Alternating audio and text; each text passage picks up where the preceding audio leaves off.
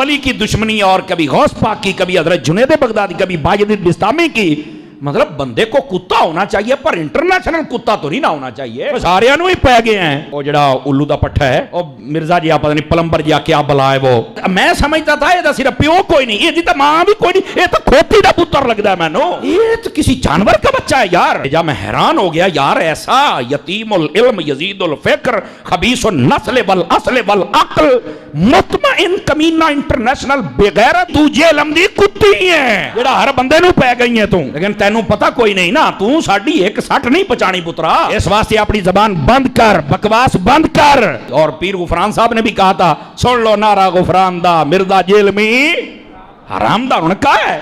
और उसका जवाब नहीं दे हरामी बंदा क्या देगा बताओ ना मुझे। तो ऐसे फितनों का यही जवाब होता है। मैं क्या जा एक कंजरा गल करन लग्या, कंजर दिमाग में कंजर गल ही होनी है, तेनू शर्म तो या नहीं पई आउंदी। इस वास्ते इन लोगों की भी इतनी मुरम्मत होनी चाहिए, इतनी मुरम्मत इनकी भी होनी चाहिए। पै जाता है बाबियां नू जनाब, जय मैं कहा तेनू लग पता जाएगा। मैं कहता हूं अगर ये बेगैरत और कमीना और हरामी ना हो तो ये वैसे ही मर जाए, अगर हलाली हो तो। लानतिया तुझे नहीं पता, वैसे भी तू इंजीनियर है, रक्शे खोल के कस, तेरा तोकी नहीं बनता शोबे। मौलवी असी 10 साल असी पढ़े हैं, तमाशे बनाए हुए हैं, जो जानदियां बांदरियां लुंबड़ियां उठ के बज बगियां। ओए पै गया जे तुहाडे प्योवां पीरां नू सर निकलो बाहर।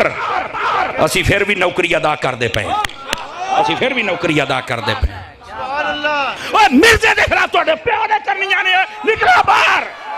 स्टेज पर बैठने वाले हाथ खड़ा करके बताएं, मुझे बताएं ये काम ठीक है कि नहीं। तमाशा करते हो, फिर कहते हैं मसलक का काम नहीं होता। मसलक वालों को तुम खुद रगड़ते हो।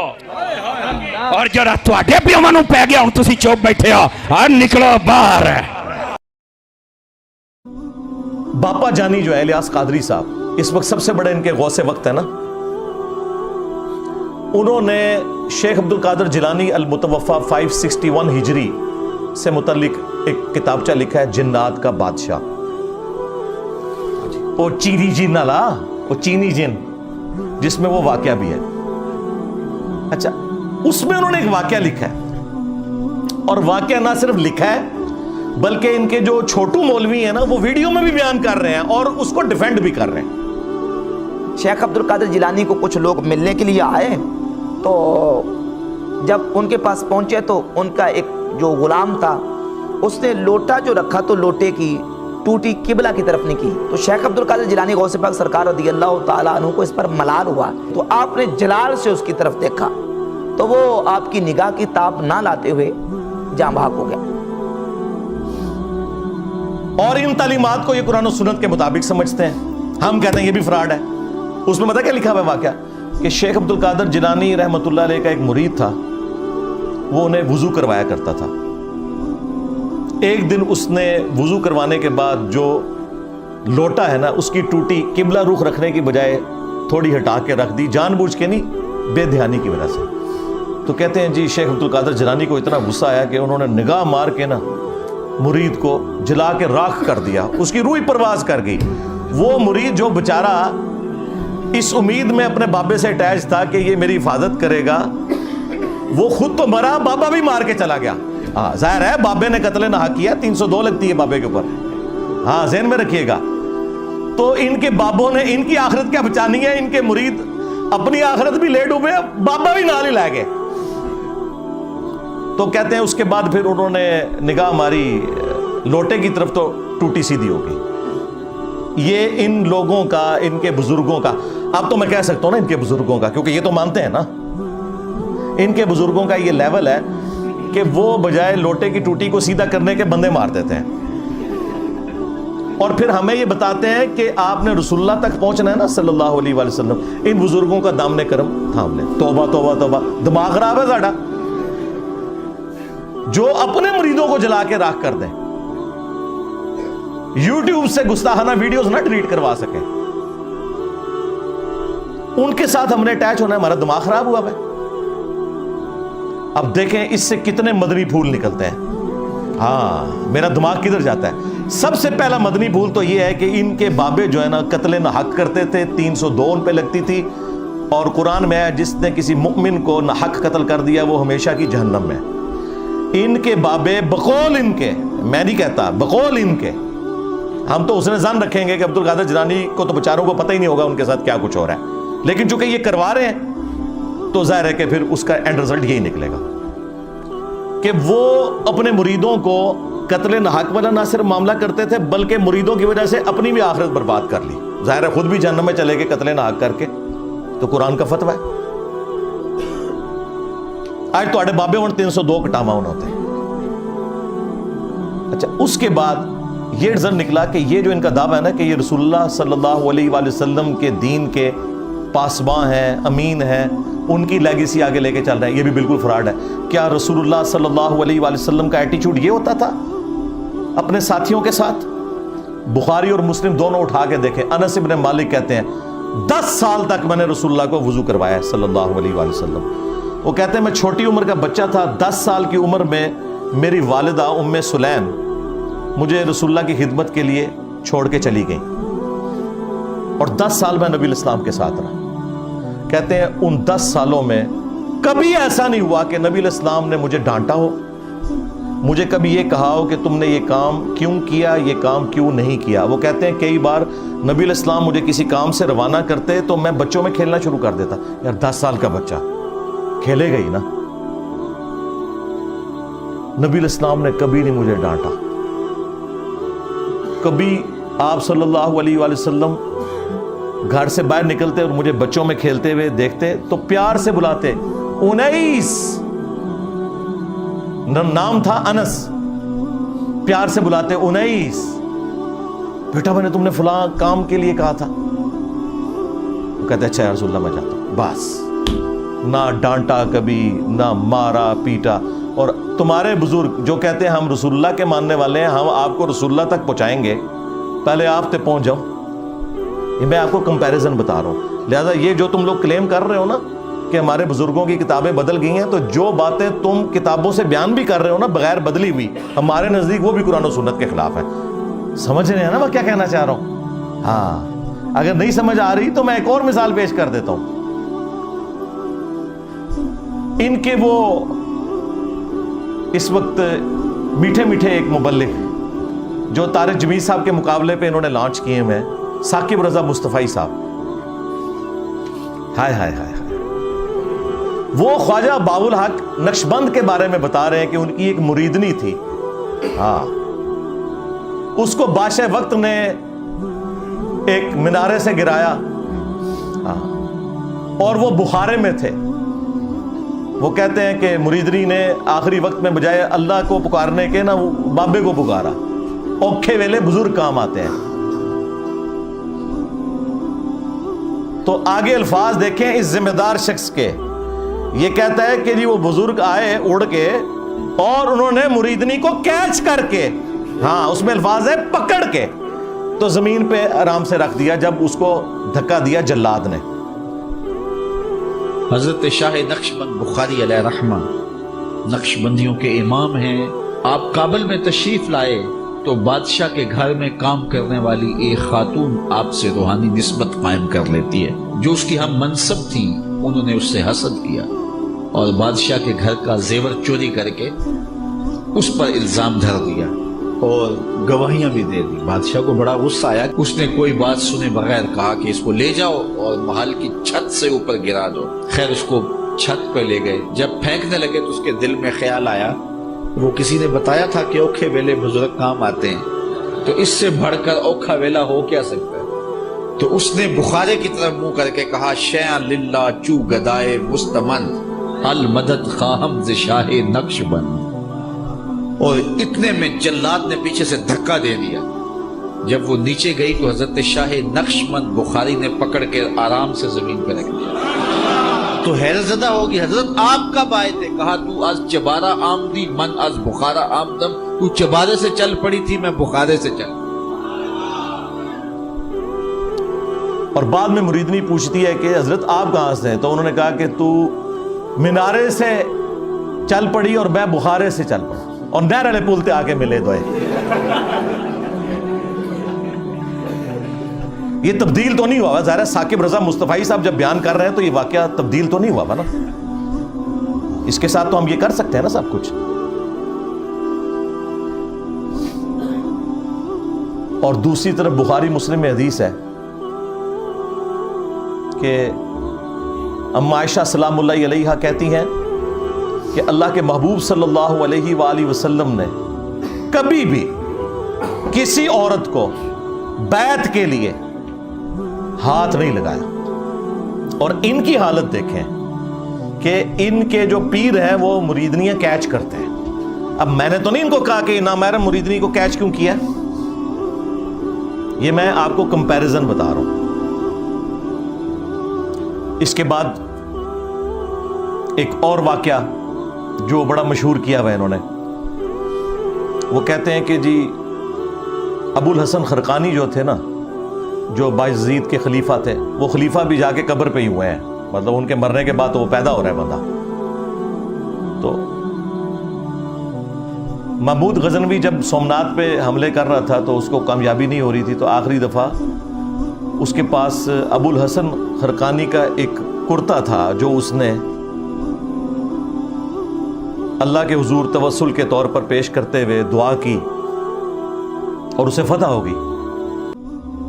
اور رات کو خواب میں بابا جی آ گئے اور بابا جی ناراض ہیں. وہ کہتے ہیں کہ تو نے میرے کرتے کی اتنی کم قیمت لگائی ہے. اگر تو یہ کرتا اپنے ہاتھ میں پکڑ کے اللہ سے یہ دعا کرتا کہ ہند کی سرزمین میں قیامت تک کوئی کافر نہ ہو تو یہ سارے مسلمان ہو جاتے. حضرت ابو الحسن خرقانی ایک بزرگ گزرے، یہ حضرت بایزید بستامی کے سجادہ نشین، اتنے بڑے آدمی تھے. اپنا جبہ دیا محمود غزنوی کو، جب مشکل آئی تو دعا مانگنا آگے رکھ کے اللہ فتح دے دے گا. تو محمود کہتے ہیں جب سومناتھ کے مندر نہیں فتح ہو رہے تھے تو میں نے بابے کا جبہ سامنے رکھ کے دعا کی تو اللہ نے مجھے فتح دے دی. کہتے ہیں بابا جی رات خواب میں ملے تو کہنے لگے تو نے کیا قیمت ڈالی میرے جبے کی؟ کہا حضور کیا مطلب؟ فرمانے لگے تو میرا جبہ سامنے رکھ کے دعا کرتا کہ یا اللہ ہندوستان کے سارے کافر مسلمان ہو جائیں تو اللہ نے توفیق ایمان دے دے دی. یہ تو نے کیا دعا مانگی ہے؟ یہ تعلیمات بتاتے ہیں اور پھر سبحان اللہ پڑھتے ہیں. اور یہ واقعہ تذکرۃ الاولیاء کے اندر بھی لکھا ہوا ہے شیخ فرید الدین عطار نے. اب یہ واقعات بیان کرتے ہیں تو ہم اس کے مقابلے میں انہیں بتائیں گے کہ بھائی اگر ان کرتوں سے کوئی فرق پڑتا تو اس کائنات میں سب سے عظیم کرتا تو رسول اللہ کا صلی اللہ علیہ وآلہ وسلم. صحیح مسلم میں حدیث ہے اسما بنت ابی بکر نے نبی الاسلام کا کسروانی طیالسی ایک کالا جبہ وہ نکالا اور انہوں نے بتایا کہ یہ وہ جبہ ہے جو نبی الاسلام پہنا کرتے تھے اور اس کے دھون کو ہم مریضوں کے لیے شفا کے طور پر استعمال کرتے ہیں. نبی الاسلام کا کرتا مبارک جو صحیح تبرک بھی ہے جس سے صحابہ کرام نے تبرک بھی حاصل کیا، وہ کرتا جب نبی الاسلام خود پہنتے تھے اس کرتے کو دیکھ کے تو مشرکین عرب نے اسلام قبول نہیں کیا. اور اس کے بعد رومنز اور پرشینز کے خلاف جب صحابہ کرام نے جنگیں لڑی ہیں تو وہ کرتا تو نہیں لے کے گئے جس طرح یہ ابو الحسن خرقانی کے کرتے سے دعا کی ہے. انہوں نے تو رسول اللہ کے کرتے سے کوئی دعا نہیں کی ہے. وہاں تو 8,500 صحابہ اور تابعین شہید ہوئے ہیں جنگ قادسیہ میں، ہاتھیوں کے نیچے بھی آئے کئی. تب جا کے وہ پرشین امپائر جو ہے وہ مسلمانوں کے پاس آئی ہے. اور جنگ یرموک میں بھی ہزاروں صحابہ اور تابعین شہید ہوئے ہیں. تب جا کے رومن امپائر کی کمر ٹوٹی ہے. ادھر تو کوئی کرتے نہیں لے کے گئے، سب کہانیاں بنائیں گی. پھر ہمارے وہ جو مرشد ہیں مصباحی صاحب، ہاں اب مصباحی صاحب جو کچھ بیان کر رہے ہیں بزرگ ہی لکھ کے گئے ہیں. یہ کشف المجوب میں واقعہ لکھا ہوا ہے.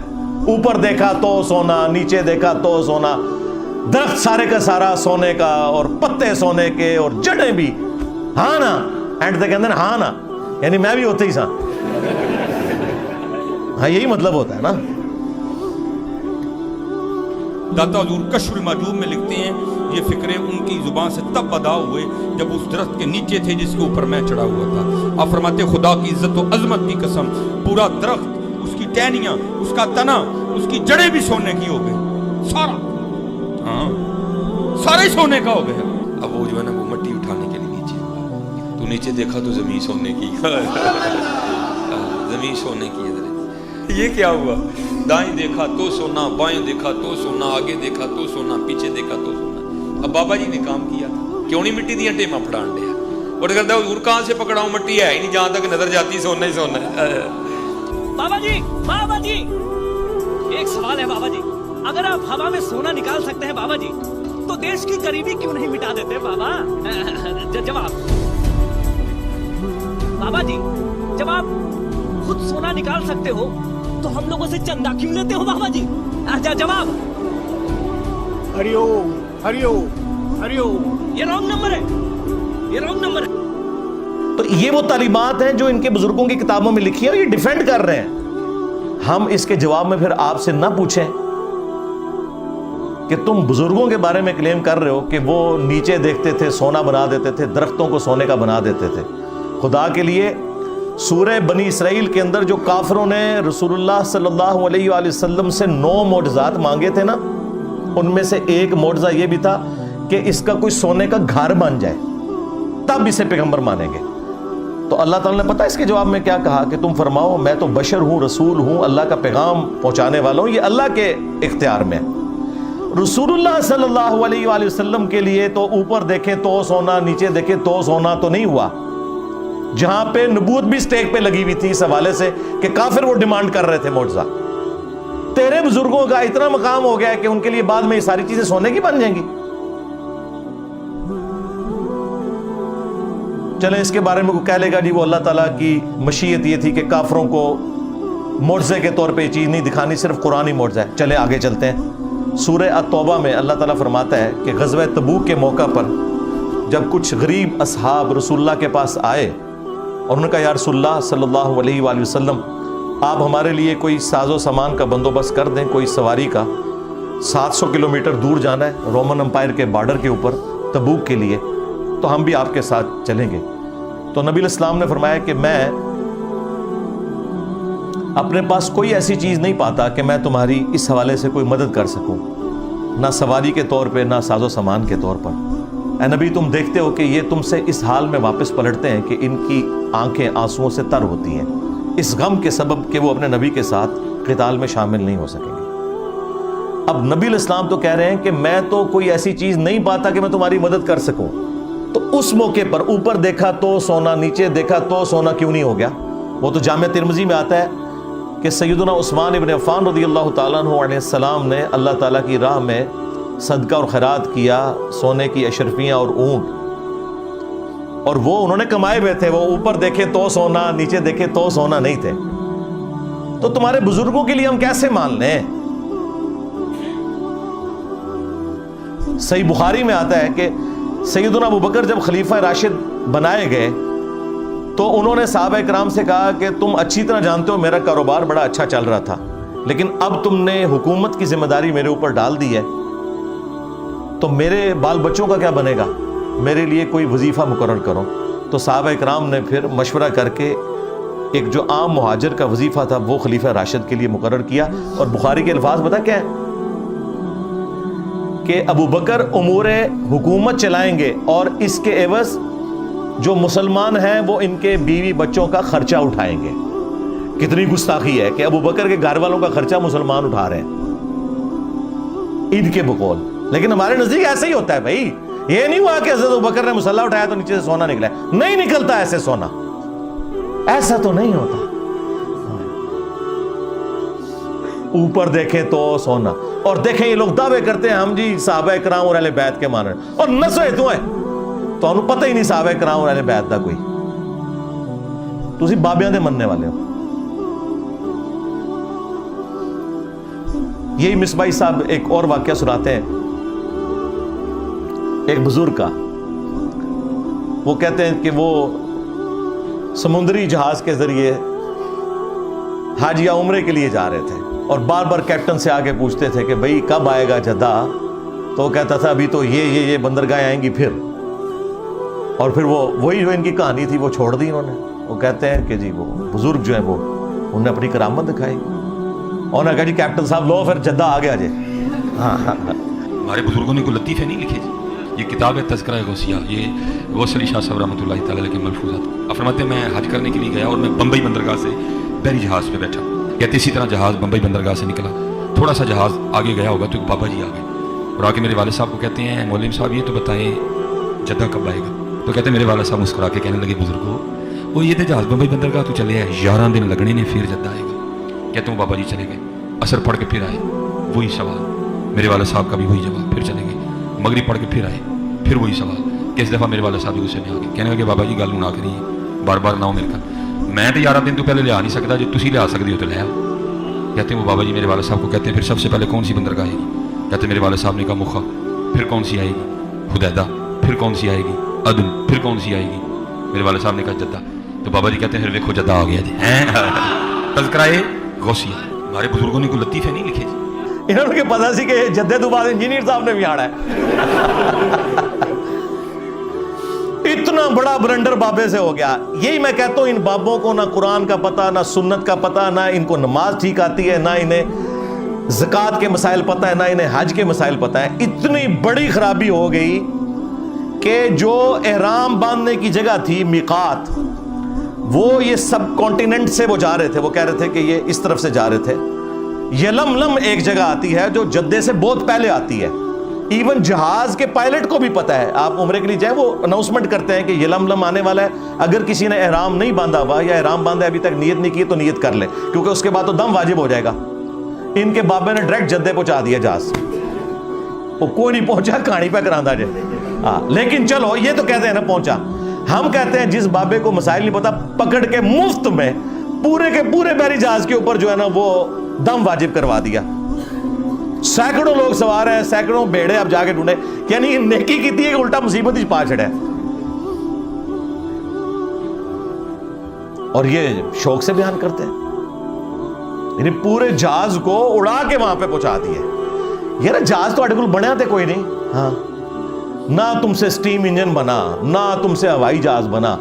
پوری زندگی تمہارے بزرگ مکے مدینے جاتے رہے, ٹھیک ہے, کسی کو تیل نظر نہیں آیا. تیل جا کے 1960 میں جا کے جو ہے وہ ارامکو کمپنی جو امریکہ کی, انہوں نے جا کے وہاں پہ نکالا تیل. تو بزرگ کدھر رہے؟ سب کہانیاں کراتے رہے. اچھا اب میں آپ کو بتاؤں, مسلم شریف میں لکھا ہوا ہے, بنو سلمہ ایک چوراہے پر کھڑے ہوئے تھے, نبی علیہ السلام پاس سے گزرے, آپ صلی اللہ علیہ وآلہ وسلم نے پوچھا کس لیے کھڑے ہو؟ تو انہوں نے کہا یا رسول اللہ ہم دور گاؤں ایریا سے آتے ہیں تو نماز میں لیٹ ہو جاتے ہیں, ہم نے ارادہ کیا ہے کہ ہم مسجد نبوی شریف کے پاس مدینہ شریف میں ہی شفٹ ہو جاتے ہیں تاکہ نماز پہ ہم ٹائملی پہنچ جائیں. تو آپ صلی اللہ علیہ وآلہ وسلم نے فرمایا کہ تم لوگ جتنے قدم چل کے آتے ہو نا تو اتنا ثواب تمہارے نامہ اعمال میں لکھا جاتا ہے. تو پھر بنو سلمہ نے مدینہ شریف میں شفٹ ہونے کا ارادہ ترک کر دیا. اب مجھے بتائیں اس وقت رسول اللہ نے یہ مشورہ کیوں نہیں دیا کہ اڑ کے آ جایا کرو, بعد میں بابے جو اڑیں گے. اور بھائی کوئی نہیں تھا اڑتا, اس کا مطلب صحابہ کرام کو ایکٹنگ میں نہیں کر رہے تھے, وہ نہیں اڑ سکتے تھے بیچارے, اسی لیے مدینہ شریف شفٹ ہو رہے تھے. یہ ہے کتابوں کا دین. یہ میں آپ کو کمپیریزن ساتھ ساتھ اس لیے کروا رہا ہوں تاکہ آپ کو پتہ چلے کہ مرنے سے پہلے اے مسلمان کر لے اس پہ غور, کتابوں کا خدا اور ہے, بابوں کا خدا اور. اگرچہ بابے بھی اسی خدا کو مانتے ہیں لیکن یہ کوالٹیز بالکل ڈیفرنٹ ہیں. قرآن و سنت میں آئی ہوئی تعلیمات بالکل ڈیفرنٹ ہیں. اس طرح کی تعلیمات یہ لوگ پبلک کے اندر مشہور کر رہے ہوتے ہیں. اگلے دنوں وہ باپا جانی کی ایک ویڈیو, اس کے اوپر ان کے جو سینکڑوں ہزاروں مریدین سبحان اللہ پڑھ رہے ہیں, وہ کہہ رہے ہیں جی ہمارے ایک مفتی تھے دعوت اسلامی کے, تو وہ فوت ہو گئے.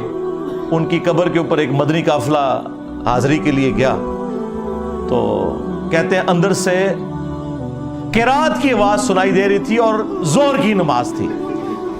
مفتی دعوت اسلامی کی بارگاہ میں تو انہوں نے وہ بتایا کہ ہم اس وقت مفتی دعوت اسلامی قدس سر السامی کے مزار پر حاضر ہیں, اور ہم دونوں نے ہم دونوں نے بالکل ہوش و حواس میں اپنے کانوں سے سنا کہ اندر میں با جماعت نماز پڑھی جا رہی ہے,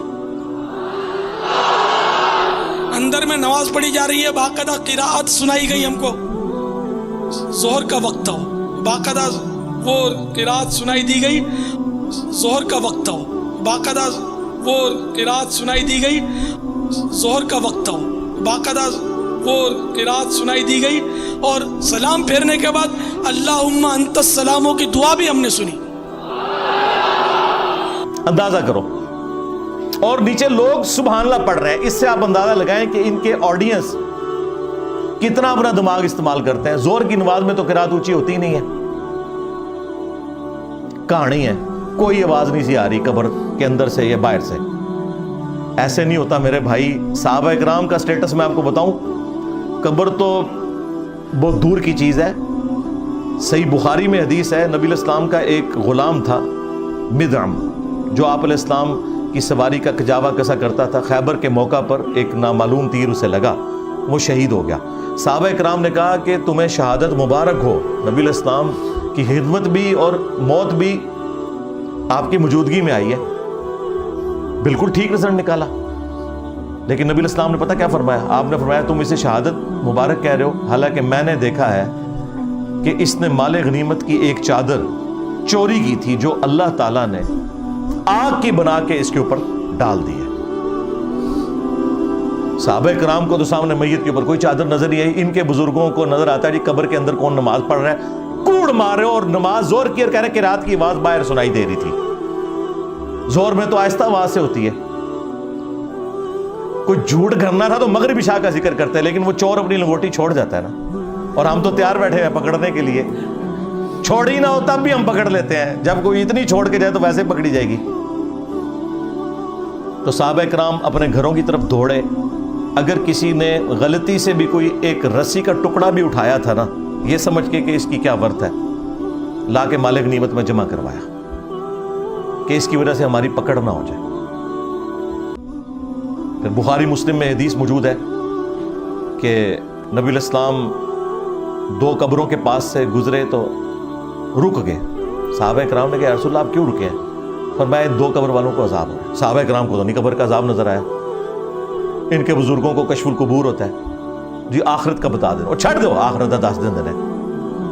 یہ دیکھ کے نا, دیکھ کے میری میکینیکل انجینئرنگ کا ایک فارمولہ نہیں پڑھ سکتے, سمجھانا تو دور کی بات ہے, جب تک انہوں نے سیکھا نہ ہو کہانیاں. اور دیکھیں یہ باپا جانی جو ہے نا, یہ کئی بار درس دیتے ہوئے نا اینک لگائی ہوتی ہے انہوں نے, اور جو لوگوں کے دلوں کے حال جانتے ہیں وہ سامنے پیڈ سے پڑھنے کے لیے ان کو اینک لگانی پڑتی ہے. اور زوم کر لیا کرو اینج کر کے, کم از کم انجینئر صاحب دے فتوے تو بچ جاؤ. اینک کے بغیر جو سامنے لکھا ہوا اردو نہ پڑھ سکے وہ دل کے حال جانے گا. کہانیاں کرانیاں بند کرو. جھوٹ اپنی طرف سے چیزیں بنا بنا کے مارکیٹ میں پھینکتے ہیں, اور لوگوں کو جو ہے نا وہ اپنے بزرگوں کا پھر اسیر کیا ہوا ہے کہ جی ہمارے بزرگ تو یہ کر لیتے تھے, تو وہ کر لیتے تھے, تو یہ کر لیتے تھے. تو نبی علیہ السلام نے کہا ان دو قبر والوں کو عذاب ہو رہا ہے. ان میں سے ایک چگلی کھاتا تھا, دوسرا پیشاب کے چھینٹوں سے نہیں بچتا تھا. آپ نے پھر ایک درخت کی ٹہنی توڑ کے اس کے 2 حصے کیے, اس پہ لگائے, اور فرمایا جب تک یہ ہری رہیں گی ان کے عذاب میں تخفیف ہوگی نبی علیہ السلام کی دعا کی برکت سے. پھر مسلم شریف میں حدیث ہے, نبی علیہ السلام نے فرمایا کہ میں نے ارادہ کیا کہ میں اللہ سے دعا کروں کہ تمہیں عذاب قبر سنوا دے. دیکھ تو کوئی سکتا ہی نہیں, لیکن پھر میں اپنے اس ارادے سے پیچھے ہٹ گیا. مجھے خدشہ ہوا کہ تم اگر عذاب قبر سن لو تو اپنے مردوں کو دفنانا ہی چھوڑ دو گے, اتنا خوف کھا جاؤ گے. صحابہ اکرام کو تو عذاب قبر دیکھنا تو دور کی بات, نبی علیہ السلام کہتے ہیں تمہیں تو سنوایا بھی نہیں جائے گا. اور یہ لوگ اپنے بزرگوں کے بارے میں کلیم کرتے ہیں. سب کہانیاں بنائی ہوئی ہیں, جھوٹ ہے. جھوٹ بولو اور بولو, بولتے جاؤ, اسی لپیٹتے جاؤں گے تھوڑی. اینڈ جیڑی نے گچھی انہوں آگ لا دیں گے قرآن و سنت کے دلائل سامنے رکھ کے. کہانیاں بنائی ہوئی ہیں, جھوٹ پہ جھوٹ بولتے جاتے ہیں. تو یہ وہ تعلیمات میں آپ کو بتا رہا ہوں موٹی موٹی جو ان کے کلیم ہیں. اور جی بزرگ تھے تو وہ ان کا ایک مرید تھا, اس کی بیوی حافظ قرآن تھی, وہ بیچارہ کوہرا تھا, وہ پریشان ہو گیا. بیوی نے کہا میرے نڑے نہ لگی جو تک تو بھی حافظ نہ پڑھے. تو ٹائم قیامت تک کی. وہ جناب پریشان ہو کے پیر صاحب کے پاس پہنچا. پیر صاحب نے کہا جی کہ جی صبح, اور یہ وہ واقعات جو انہوں نے کتابوں میں لکھے ہوئے ہیں, بیان کرتے ہیں, یہ وہ ہیں جو تبدیل نہیں ہوئی ہوئی, یہ وہ چیزیں نے. کہتے ہیں جی وہ پیر صاحب نے صبح کے وقت جب سلام پھیرا فجر کی نماز میں, دائیں طرف جتنے تھے حافظ قرآن بن گئے, بائیں طرف جتنے تھے ناظرہ بن گئے. اور لوگ کہتے ہیں سبحان اللہ. اس طرح کوئی حافظ قرآن بنتا ہوتا تو صحابہ صفا کا جو چبوترا ہے 155 صحابہ کا, ان میں سے جو احادیث روایت کرنے والے صاحب ہیں وہ تو چند ایک ہیں. حضرت ابو ہریرہ رضی اللہ تعالیٰ عنہ, اور ان کے لیے بھی خاص دعا تھی, بخاری مسلم میں آئی, تو وہ حدیثیں نہیں بھولتے تھے. وہ کہتے ہیں میں بھول جاتا تھا, پھر حضور نے میرے لیے دعا کی, میں پھر جو بھی نبی علیہ السلام سے سنتا تھا یاد کرتا تھا. لیکن انہوں نے بھی یہ نہیں ہوا کہ نبی علیہ السلام نے کوئی دائیں طرف سلام پھیرا تو ان کو ساری حدیثیں یاد ہو گئی ہیں, محنت سے یاد کی ہیں بعد میں بھی. یہ میں آپ کو فرق بتا رہا ہوں, ورنہ یہ اتنے لوگوں کی نبی علیہ السلام تعلیم کا اہتمام کیوں کرتے تھے؟ حتیٰ کہ مسند احمد میں آیا کہ غزوہ بدر کے جو قیدی تھے کافر, وہ چھوڑنے کے لیے یہ ان کے لیے فدیہ مقرر کیا گیا, جن کے پاس پیسے نہیں تھے, کہ تم لوگ مسلمانوں کو لکھنا پڑھنا سکھا دو. نبی علیہ السلام نے تو نہیں کہا کہ بھی جس نے لکھنا پڑھنا سیکھنا ہے میرے پیچھے نماز نیت کرے, دائیں طرف سلام پھیروں گا سارے حافظ ہو جائیں گے, بائیں طرف سارے ناظرہ ہو جائیں گے. اس کا مطلب ہے کہ جو کچھ تم اپنے بزرگوں کے بارے میں کلیم کر رہے ہو نا, واقعات, وہ سب کے سب خود فراڈ کے اوپر مبنی ہے. ہم جو تم لوگ صحیح بیان کرتے ہو نا, وہ بھی صحیح ماننے کے لیے تیار نہیں. جی شیخ عبد القادر جیلانی نے فرمایا کہ میرے سلسلے میں جو بھی داخل ہو گیا تو اللہ تعالیٰ نے مجھ سے گارنٹی مجھے دی ہے. اندازہ کرے غیر پیغمبر جو 500 سال بعد آیا اس کے بارے میں ایک کلیم کر رہے ہیں, اللہ نے اسے گارنٹی دے دی ہے. رسول اللہ کے بعد جو کہہ رہے ہیں نا مجھے اللہ نے گارنٹی دی ہے, تو سمجھ لو کہ اے مسلمہ کذاب دا چھوٹا پراج ہے, خواہ غلام القادیانی دجال ہے یا کوئی اور ہے. ہم نہیں کہتے کہ عبد القادر جیلانی نے یہ کہا ہوگا, لیکن ان کی ضد ہے. ہم کہتے ہیں اگر ضد ہے تو لو سامو, پھر فتوا لو ساڑھے کو.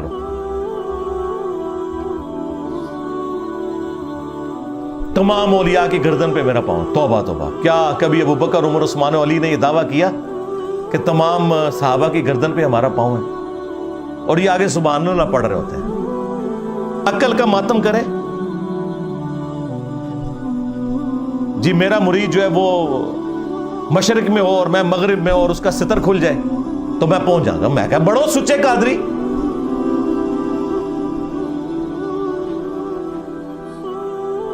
نیچے پجامہ یا کوئی انڈر ویئر پہن کے تو پبلکلی آپ لوگ اپنی تہمت کھول کے بتائیں, اور شیخ عبد القادر جیلانی آ کے آپ کی تہمت باندھ دے. وہ کہتے ہیں نہیں اس طرح تو بزرگوں کو چیک تو نہیں کرنا چاہیے نا, یہ تو ویسے انہوں نے فرمایا تھا. اور پریکٹیکلی ایک ہوا ہے انڈیا میں, ایک مولوی ان کا قادری تقریر کر رہا تھا, بڑا اچھل کود رہا تھا, اس کی شلوار اتر گئی. وہ آپ نے ویڈیو دیکھی ہوئی ہے نا. یہاں کے فارغین تبلیغ اس طرح کریں گے, سارے علمی کو ہم دیوبندی وقت میں شامل حاصل کر لیں گے.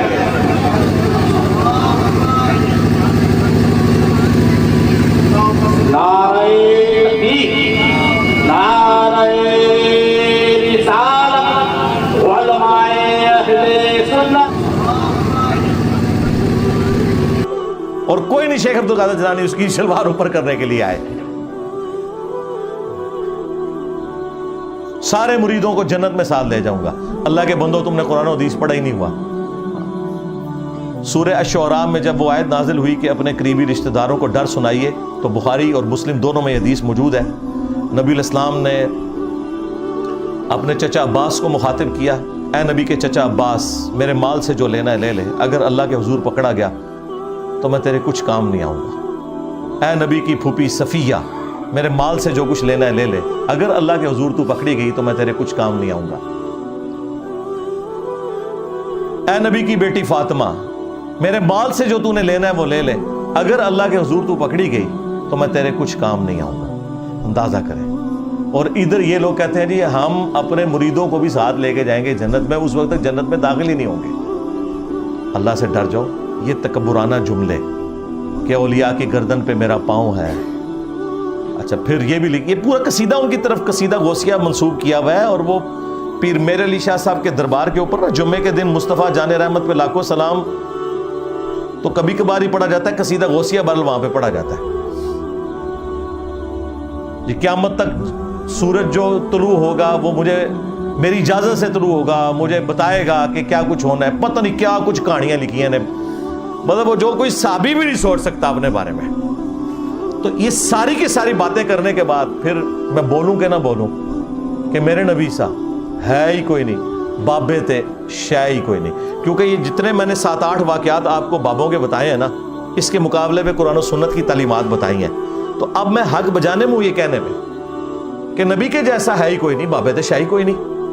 جو چیزیں نبی الاسلام ان کے صحابہ کے لیے نہیں ہیں تم نے بابوں کے لیے کلیم کی ہیں. تو ہم کہہ رہے ہیں نا یہ ہم بابوں کو توہین کے طور پہ نہیں کہہ رہے. اور ویسے بھی تم نے ہمیں خود یہ کہانی پڑھائی ہوئی تھی کہ جی کوئی بڑے سے بڑا غوث کتب ابدال ہو, وہ کسی صحابی کے گھوڑے کے قدموں کی خاک جو گھوڑے کے نتھنوں میں بیٹھے, یہ جو ایک کہانی پوری انہوں نے بنائی ہوئی ہے, کولوئی بنائی ہوئی ہے. چلیں یہ تو مانتے ہیں اس کہانی کو, اس کے برابر نہیں ہو سکتا. تم تو کہتے ہو کہ غوث کتب ابدال یعنی تمہارے بابے صحابہ کرام کے گھوڑے کے قدموں کی خاک کے برابر بھی نہیں ہے. جانوروں سے بدتر سمجھتے ہو غوث کتب ابدال کو, تم ظاہر ہے جانوروں سے بدتر سمجھ رہے. ہم تو اس بات کو نہیں مانتے, کوئی بھی جانور کسی مسلمان سے افضل نہیں ہو سکتا. بہرحال تم کہتے ہو کہ وہ ان گھوڑوں کے قدموں کی خاک جو ہے نا وہ افضل ہے تمہارے غوث کتب ابدال سے. تو میں تو چھوٹی بات کر رہا ہوں, باب تشیعی کوئی نہیں. مجھے تو کہنا چاہیے کہ ابو بکر عمر عثمان و علی جیسا ہے ہی کوئی نہیں. تیرے بابے تشیعی کوئی نہیں, تیرے بابے تھے ابو بکر عمر عثمان و علی کے گھوڑے کی خاک کے مقابلے میں بھی شیعی کوئی نہیں. مجھے تو یہ بولنا چاہیے, تو بڑا ہلکا جملہ بول رہا ہوں. رجوع کرا پھر میں دیتے بھی جی بابے تشیعی کوئی نہیں, بابے تشیعی کوئی نہیں. جی آئے دن انجینئر صاحب نعرہ لگاتے ہیں. تم نے یہ نعرہ لگایا ہے نا کہ کوئی غوث کتب ابدال جو ہے وہ کسی صحابی کے گھوڑے کے قدموں کی خاک کو نہیں پہنچ سکتا. خود سے ایک جعلی کہانی.